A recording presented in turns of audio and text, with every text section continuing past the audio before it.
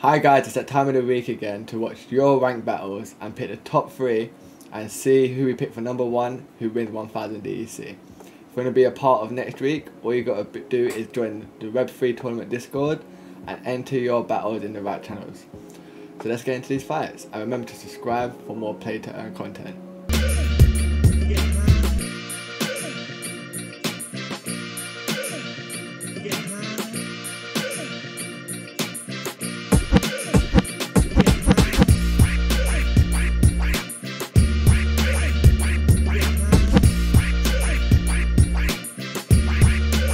Before we start our top 3, let's give you our honourable mention. And this week it's for Super Manny, and let's just say he got super lucky with his team. It's really hard in ranked games to predict a Blast or Yoden, but it seems that Super Manny got super lucky with having the protection from the Blast, because his team in reality has really low life, so it can't sustain a long battle with extra damage coming out. But considering the Blast is only going for the first position, whereas if you have Blast normally you want to go all over the board so you're getting maximum amount of extra damage, but with here his opponent didn't really do that, so his team kind of helped him a lot with just having the one protection. And going up against the Blast or Yoden is very difficult in itself. So him coming out in the win here was sort of lucky, but the team construction was very good considering he had Life Sapper at the back and he had Tank Hill at the front. But he definitely got lucky in that second position pick.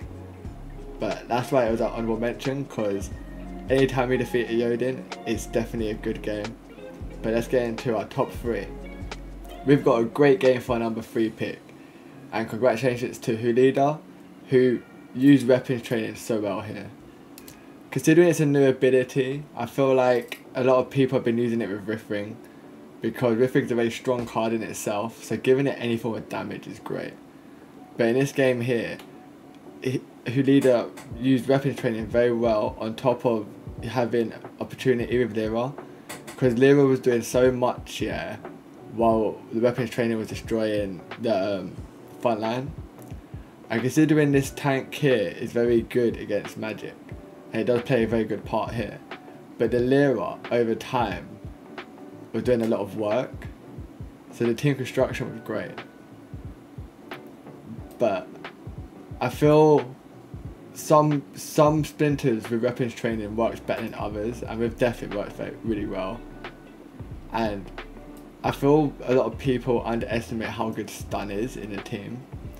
In a later video, I feel like we're going to bring up stun a lot more, because I feel like with me and Becca we use it a lot in our strategies and it needs to be pushed a lot more.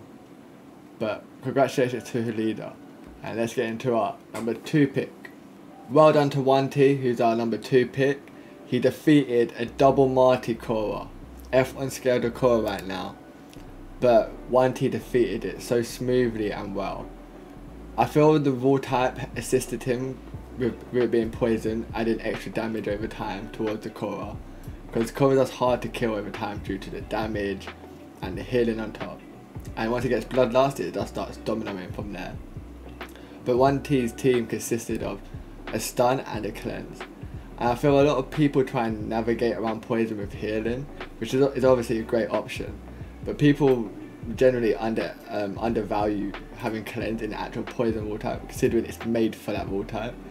And as you can see here, because the Darjin not getting damage over time helped a lot, and the stun just smoothly put a cherry on top for the win, and navigated around the Korra's healing, and it couldn't survive. And that's why we chose it as a number 2. And let's get into the greatest fight of the week, our number 1 pick. And guys, it's time for our number 1 and greatest fight of the week. And congratulations to Silent Riot, who wins himself 1000 DEC. And all I got to say here is watch the Marty. I don't know how people feel with, like, I don't know if it's a debate between who's better, Longtail or the neutral taunt card, but for me, Longtail is always going to win the fight out for me.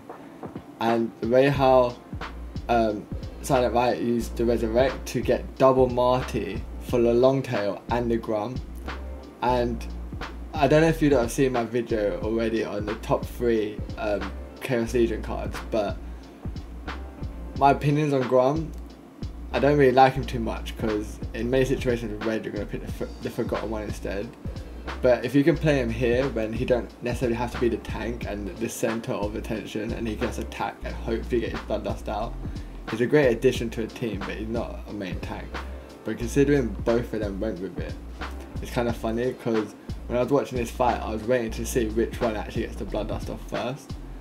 And in my mind, yeah, this game really was just like the battle of the tanks that can attack. Because with Desert Dragon, and if you saw earlier the way how he used his trample to just delete a couple of monsters, that it was the battle of the tanks, and whoever was going to survive all the blast damage.